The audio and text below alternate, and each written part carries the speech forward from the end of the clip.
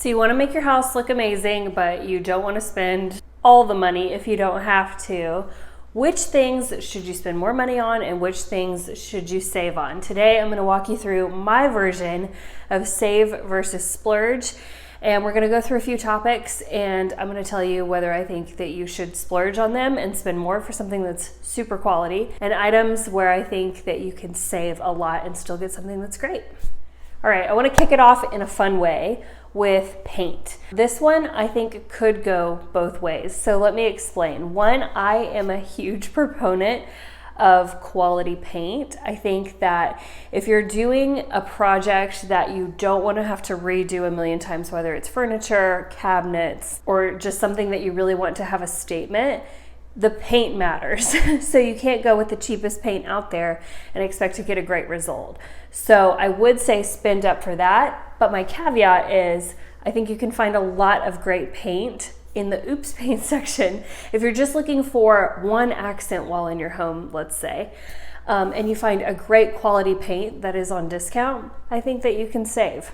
At the end of the day, I think that wall paint is something that you can save a lot more on versus if you're doing a project with furniture, cabinets, anything that's going to get a lot of high use like doors, then you need to splurge. The next one, let's talk about lighting. When it comes to lamps, I think save all day. I think you can find great lamps, whether you thrift like the base of the lamp and then buy a new lampshade. I think that's a great way to do it a lot of times. Sometimes you can't find like the whole shebang that's good to go when you go to a thrift store, like the lampshades are often busted. But you can get a brand new one and kind of make your own new thing with that. I think you can find a lot of well-designed light fixtures online. There's not a whole lot of rocket science to them, in my opinion. So I do think that that's a great area to save. But when it comes to the light bulbs itself, I think that's an area to splurge. If you want something that is going to be the right hue or the right tone for your home, you might get an Edison bulb, you might get something with soft lighting, you might get something with dimmable lighting. All of those things play a huge role into how your home looks and feels and the atmosphere that it sets. So pay up for the good light bulbs, but I think that you can save a lot when it comes to the actual light fixtures. All right, next up, when it comes to towels, bedding, anything that people interact with in your home, whether it's your guest bed sheets or your own bed sheets, your own bedding, your own comforter, the towels in the restroom, I would say splurge on those. I think there's nothing worse than textiles that don't feel great. And that's something that you interact with all the time. Even your kitchen towels. You just want something that feels quality and that does the job well. So I would say spend up on those, and just because that's something that you're physically interacting with versus something that is just visually seen. All right, next up is curtains. This one might be controversial, but I would say save on curtains. I do think if you know where to look, there are great curtains out there that would surprise you, whether they look like linen, whether they are like a thick velvet. There are a lot of different places that do stock quality curtains where you don't have to pay for a custom curtain price. And there are ways to get them without the grommet holes or make them look more high end without having to pay someone to come do custom window treatments. So again, like I said with the bedding and the textiles, something that you're actually physically feeling and interacting with, I would spend more on. But if it's something that is like a curtain where you more visually interact with it, as long as it looks the part, I would save. All right, next up, we're gonna talk about furniture. This one is a little bit of both, okay? So I would say splurge if it means that you are going to have longevity with the piece. On the other hand, I do think that thrifting or looking on Marketplace or even antiquing is a way to find more quality furniture than what you would get by going to a designer store these days and buying something that's brand new. A lot of stuff is not well made, it's made out of particle board, or it's not upholstered well, versus something that's older that actually is solid wood or really, really quality. So it really just depends on where you can source it. But I would say there are a lot of great ways to both get something super quality and save at the same time. So overall, I want to say save, but sometimes you know, if you're down to the wire, splurge for the long haul, otherwise you'll be rebuying furniture.